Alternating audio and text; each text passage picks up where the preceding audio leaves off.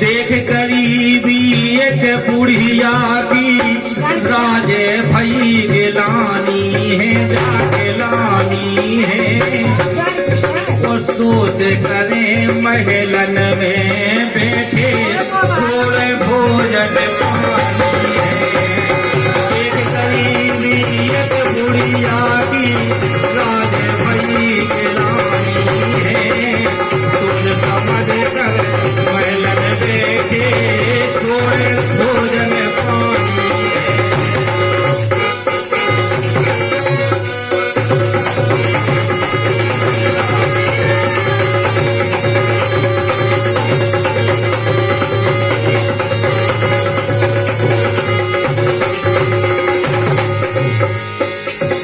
और जब अन्न का पानी का त्याग कर दिया सूरजता राजा ने, महलों में बैठ गए। रानी आई, रानी ने पूछा कि राजा क्या बात है, क्यों उदास हो? तो राजा ने कहा ये बात तुम्हारे लिए बताने लायक नहीं, लेकिन फिर भी रानी बोली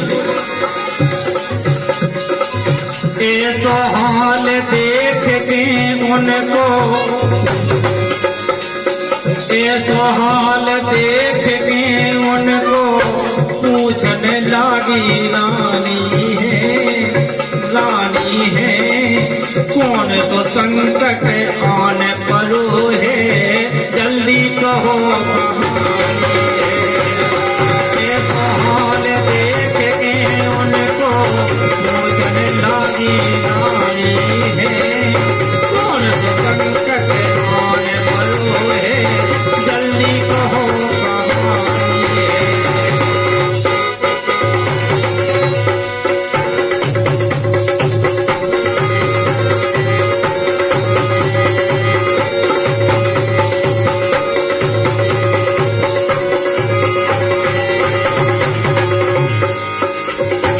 बहुत प्रयास किया रानी ने पूछने का, लेकिन एक ही उपाय आया सूरजता राजा के मन में कि अगर मेरी प्रजा दुखी है तो मैं दुखी प्रजा को नहीं देख सकता। उस माँ भवानी की कृपा हमेशा सूरजता राजा पर बनी रही, लेकिन फिर भी राजा ने क्या किया,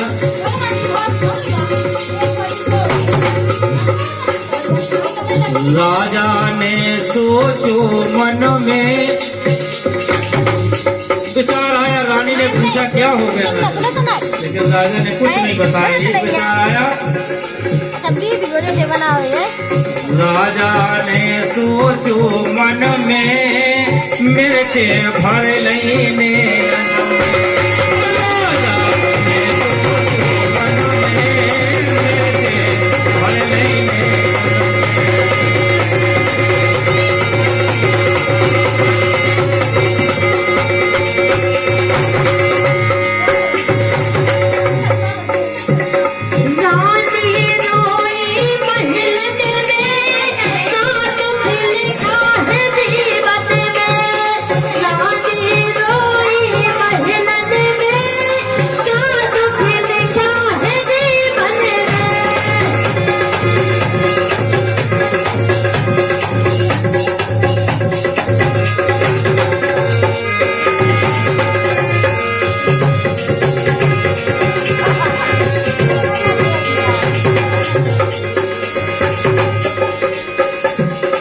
जब आखिर राजा सूरजता ने अपनी घोड़ली प्रजा के पीछे, रानी को ये दुख न सहा गया, रानी महलों में जाके रोने लगी। अरे ऐसे राजा की तो हम आप क्या, ये सारी दुनिया नाम लेगी, उनका गुणगान करेगी, और ये सब राजा ने किया किसके लिए, एक प्रजा के लिए। धन्य धन्य सूरत सा राजा, तो यही कहता हूँ कि ऐसा राजा ना हुआ है ना होगा। धन्य धन्य सूरत सा राजा, जिनने विपत मंगाई वे आहा वे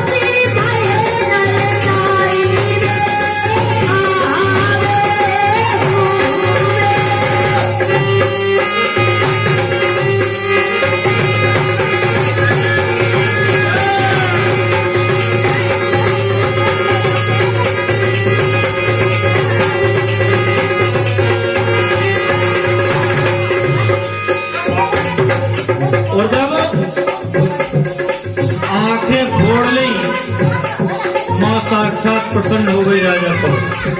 तो कौन माँ?